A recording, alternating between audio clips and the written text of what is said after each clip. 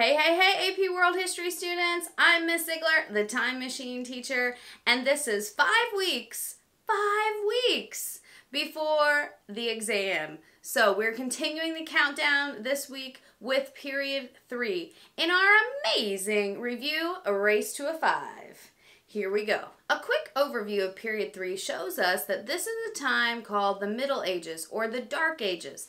Sounds pretty bad, right? But actually, historians argue about whether or not it was a bad time. We have the collapse of classical civilizations at this time. However, the tradition and organizations that they leave behind will impact the world at that time as well as into modern history. So in period 3, we'll be talking about several innovations that will move the world forward. Also, relationships among empires are very important, politically, socially. Of course, we have trade continuing, more interregional conflicts and contact between places, as well as traveling further. We have the Crusades, we have the Mongols, all these exciting things happening in period 3. First thing that you want to do is download the notes below so that you can follow along and take notes on this video, and then you'll be going further into period 3 by doing the vocab, the mind maps, changing continuity, and the timeline. Oh, it's so exciting. Let's get going.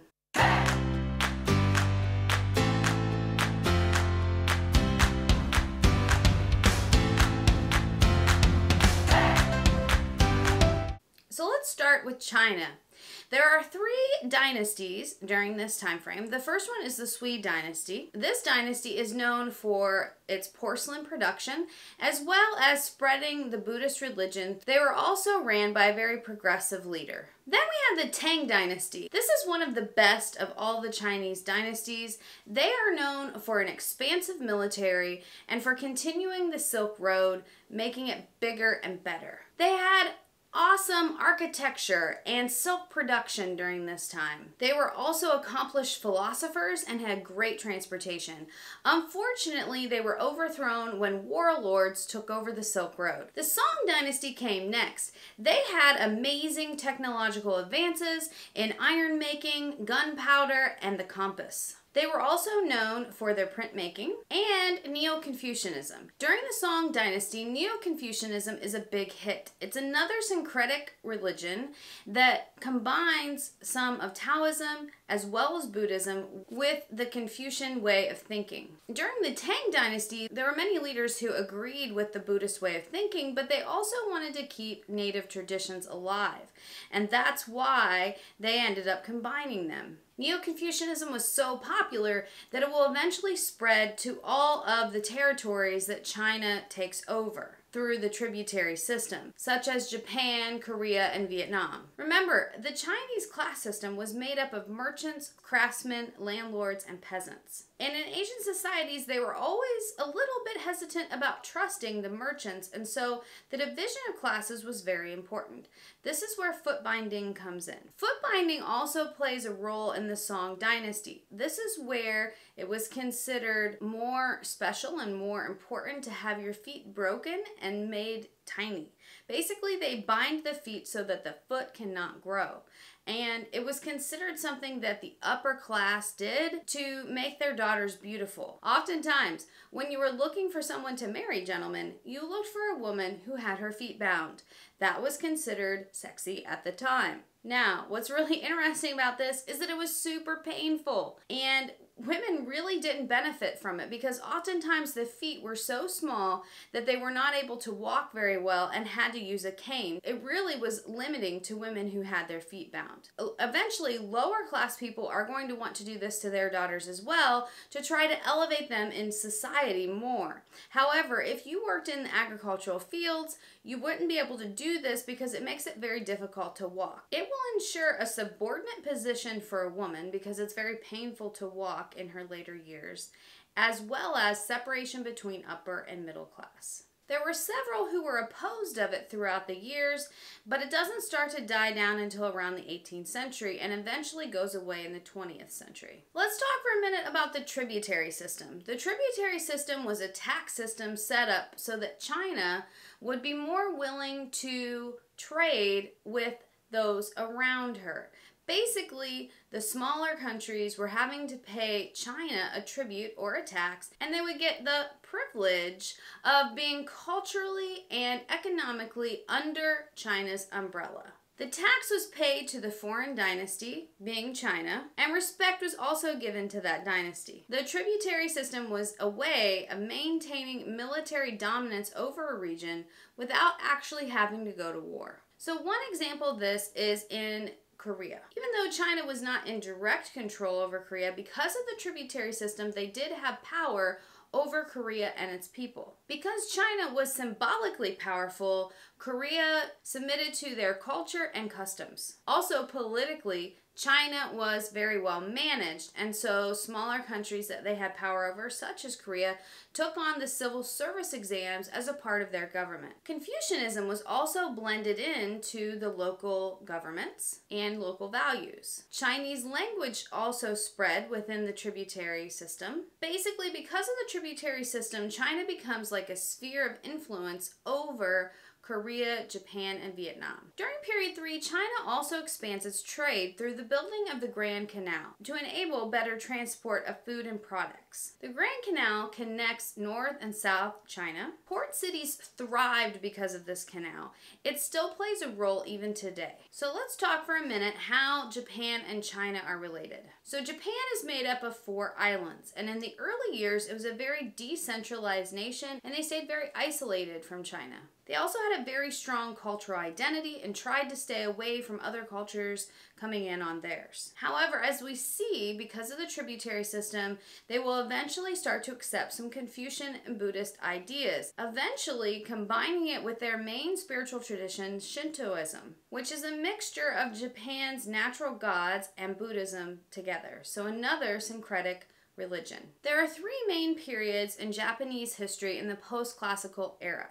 The first one is Asuka. This one starts around 538. During this time, Japan is fragmented into several clans. But because of weak clan leadership, they decide to unify under an emperor. They're also worried that China will try to overtake them, and so to have a strong central government would be much better. The prince, who was a believer in Buddhism, allowed some influence from China in order to centralize his government. However, he wanted to remain separate from China. After he dies, the Heian period starts, and a new prince takes over, who initiates the Taika reforms, which is a new tax system. However, these reforms don't work. The centralized government begins to decline, and eventually the daimyo will take over. Then 2 powerful families take over, and the shogun is formed. It becomes a lot more military oriented. This is when we'll see the age of the samurai, where families hire them for protection, much like the knights in Europe. The samurai are used against the Mongols when the Mongols tried to invade under the Yuan dynasty in 1281. Luckily for Japan, there were 2 enormous typhoons that pretty much wipe out Kublai Khan's forces. The daimyo are land-owning aristocrats, and during this time we see feudalism in Japan, very similar to feudalism in Europe, in fact. Both systems have very little social mobility. Both systems are built on the hierarchy of your family and where you're born, what station you're born. So for example, in Japan, peasants were born into being a serf, and that was their role. Samurai were born into that role as protectors, and daimyos were aristocrats given the privilege of ownership. In Europe, that would be serfs, knights, and nobles. However, one difference is that in Europe, the nobles were less powerful than the daimyo in Japan. The daimyos in Japan were even more powerful than the shogun because they ruled over more land than European nobles did. However, in Europe, the monarchy was the highest and nobles came below him. So there's one difference between the 2 systems. Both the knight and the samurai held to a code of honor that was very important. For the knight, it was the code of chivalry. For the samurai, it was the Bushido code. Both taught them things about loyalty, about honor, about truth. Some specifics in the chivalry code was how to do your duty to God, how to do your duty to women, and to your countrymen. The Bushido Code was about frugality, loyalty, and honor in death. So let's go over to Central Asia and the Middle East and talk a little bit about Islam. It's important to remember that Islam is the religion and Muslim refers to the people. Make sure that you make that differentiation when you're taking the exam. Remember, before Muhammad comes on the scene, tribes in the Middle East were mostly polytheistic, but they did believe in Allah as their main god for the most part. And they also competed with each other for supplies and resources. In order to solve this problem, they built Kaaba in Mecca, which housed all the gods. It was a place of no violence, where they could meet together as different tribes and not have that strife, because they didn't want to anger the gods who were in Kaaba. Then comes Muhammad, and he gets an angelic revelation that there's too much strife and bloodletting going on amongst the Arabs, and that they need to come together. Muhammad says that the angel Gabriel comes to him in a dream, in a revelation, and tells him that they must unite under Allah. The words that he's told from Allah during this revelation become the Holy Quran. And out of that come the 5 pillars of faith. We've talked about them before, but let's just review them real quick. The first one is faith. The second is prayer. The third is charity. The fourth is fasting. And the fifth is going on a pilgrimage or a Hajj to Mecca. However, these principles caused strife and contention between Muhammad and the leaders, and he goes into exile. Several wars ensue. By the end of these wars, there are enough Muslims that they are able to take over Mecca. But then Muhammad dies, and it's time to find a new leader. That's where the division comes in. One side wanted a rightly guided leader from the rightly guided caliphs. But there was another leader that was directly connected through bloodlines with Muhammad. His name was Ali, and a war begins. The followers of the rightly guided caliphs become the Sunni, and the followers of Ali become the Shiite. This led to a division and conflict that we still see in the Middle East today. So the original split between these two groups is more about political leadership. There are certain doctrines that they don't agree on. The first thing they don't agree on is their leader, which is what we just talked about. Shiites believe that only divine interpreters can interpret the Quran. The majority of Muslims today are Sunnis, around 90%. The Shiites give human beings an exalted role that is usually only given to prophets in the Quran. And they pray in different postures. However, there are some things that they do have similar. They both believe in the Quran and Allah being their God. They both follow the 5 pillars of faith. Both follow secular to fundamental beliefs. The expansion of Islam is very important. It starts with the Umayyad Empire.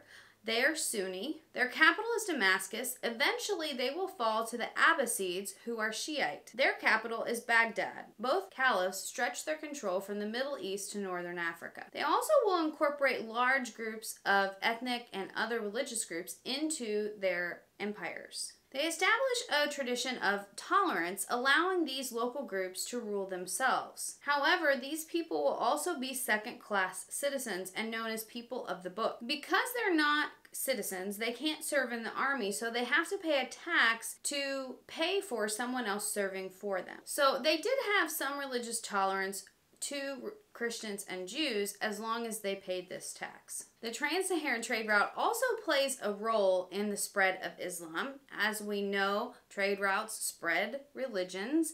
And we also see Mansa Musa during this time, who is the richest man in the world and also the king of Mali. Mansa Musa plays a big role in spreading Islam as he travels back and forth on the trans-Saharan trade route. He also spends his gold in exchange for items along that trade route. It causes inflation that he spends so much. Remember, he is the richest man in the world. Let's move on to Europe now. So we have the fall of Rome in 476 CE. There are several reasons that historians cite for the fall of Rome. Barbarian invasions, economic problems, poor leadership, natural disasters, political corruption, the list goes on.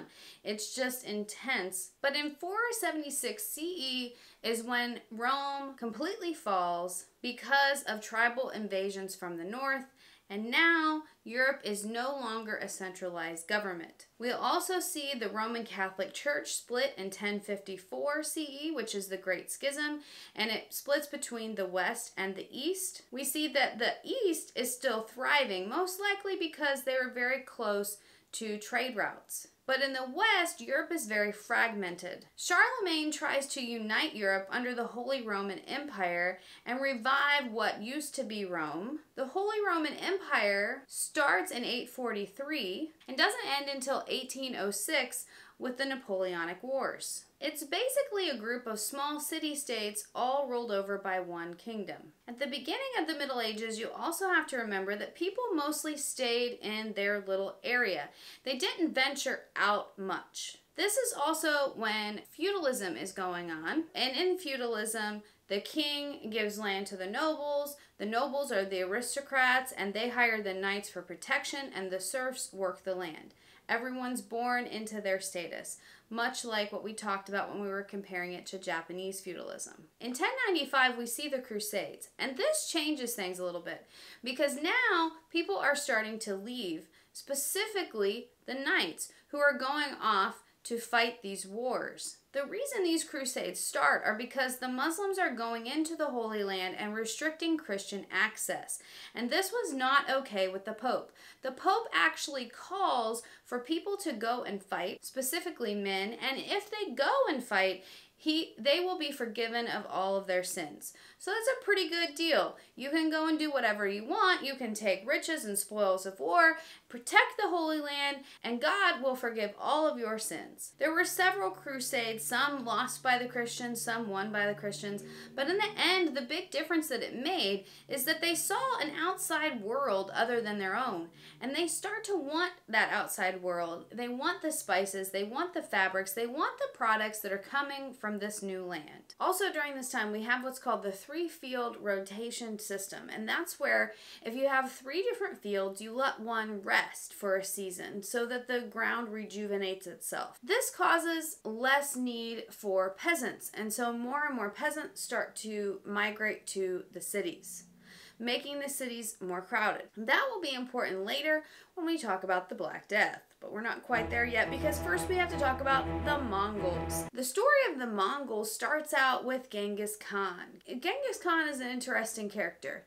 He is born on the steppes of Mongolia, and when he is around 11 or 12, his father is killed.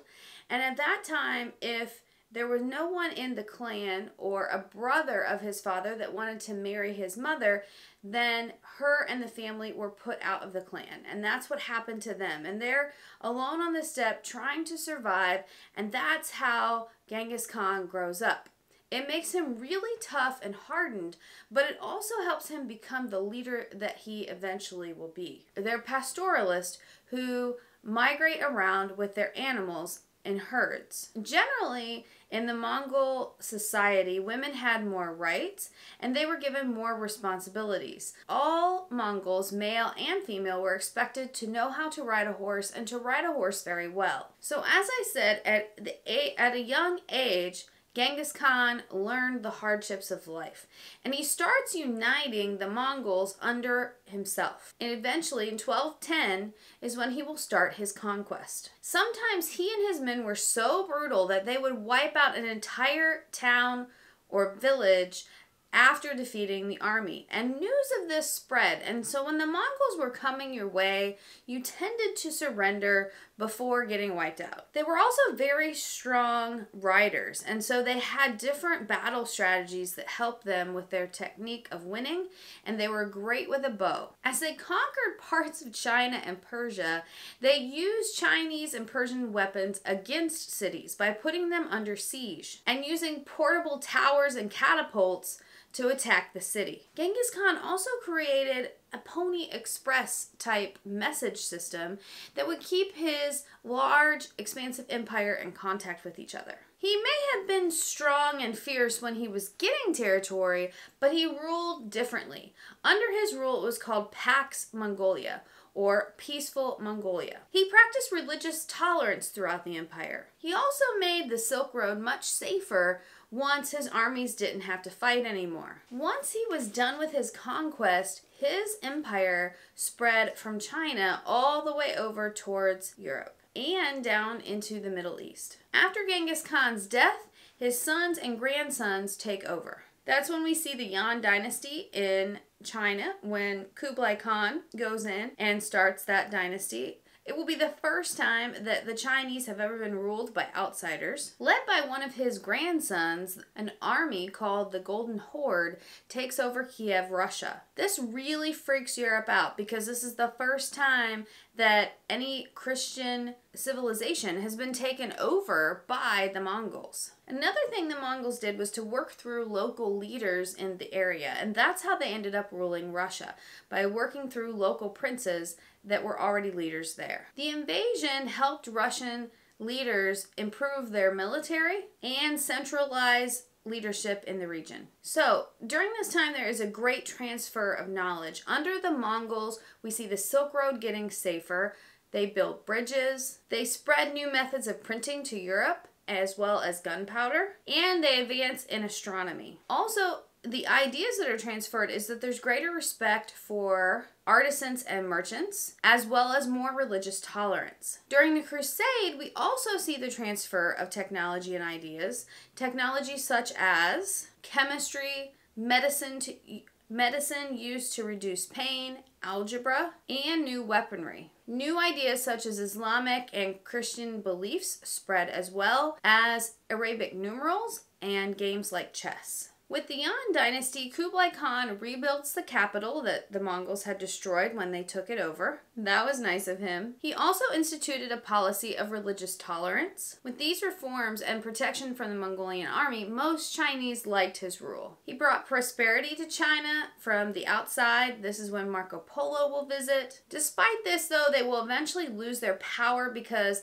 they're allowing too many foreigners to come in, which makes the Chinese feel alienated. By taking away the civil service exam and promoting Buddhist and Taoist, the Chinese scholar gentry felt very oppressed and didn't really like the Yuan dynasty. They also failed to expand further than China. We talked about the typhoons that wiped them out and didn't allow them to get into Japan. Around 1369, both sides of the empire are really losing their power and losing territory. However, one of the interesting things is out of the top 10 conflicts in world history, the Mongols comes in second, causing approximately 40 million deaths, only second to World War II. So, lasting impacts of the Mongols that you should remember.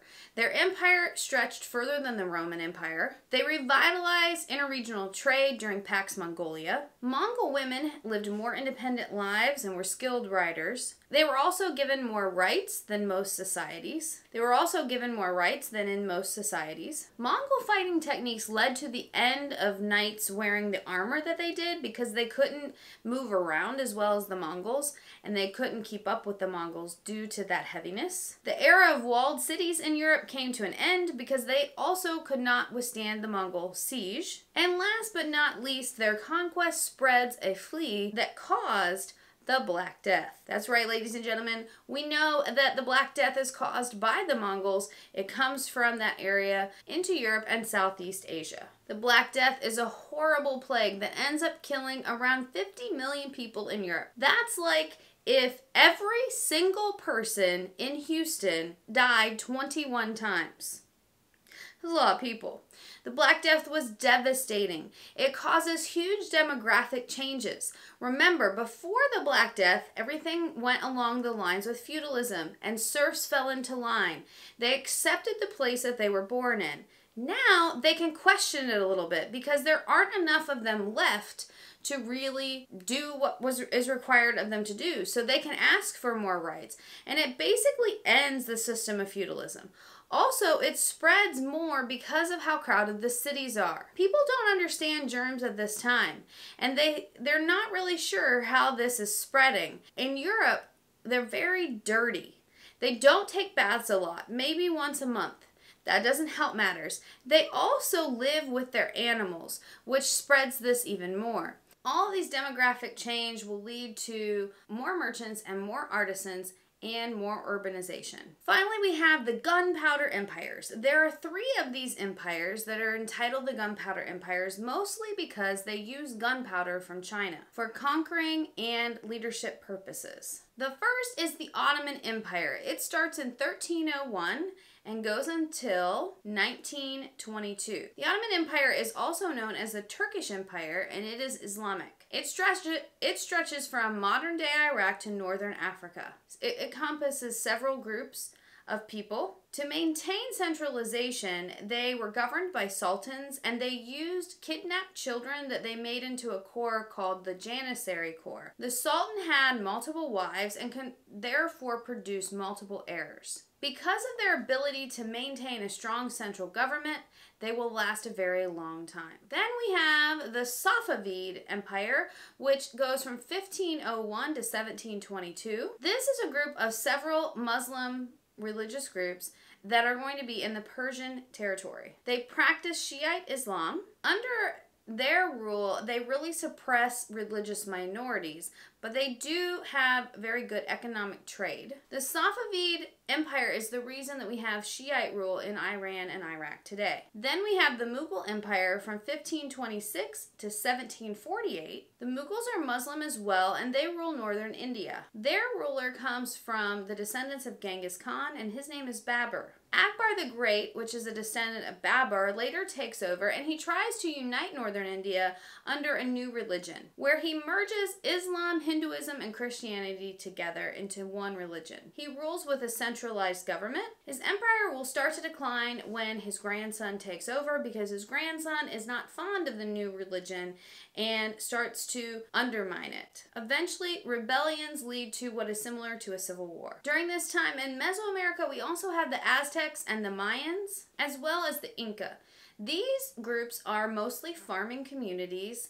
They do come up with several inventions and new technology. They use massive irrigation systems that collect rainwater for their crops. The Mayans also invent chocolate, one of my favorite things. The Incas have a strong communal type system. They pay a tribute to the central government to help build roads and bridges and infrastructure. Well, that's period 3, lots packed in there. Let's overview it real quick. Make sure that you can give several examples of how conflict and contact with one another spreads trade and ideas, religions, people, diseases, all those things, but be specific when you're doing it. Remember that the effects of the crusade was that huge interaction starts Europeans to want to travel more and to get out of their little areas to the rest of the world.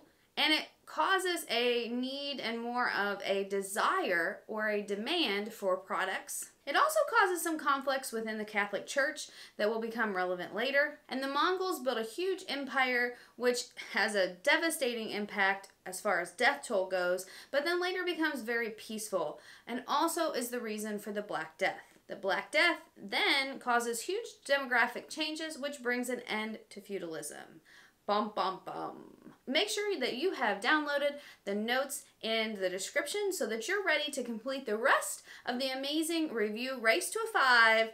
And if you haven't subscribed yet, make sure to subscribe, hit that notification bell so that you don't miss a thing, and I'll see you next week. Thank you for listening. The tributary system was a way to maintain military...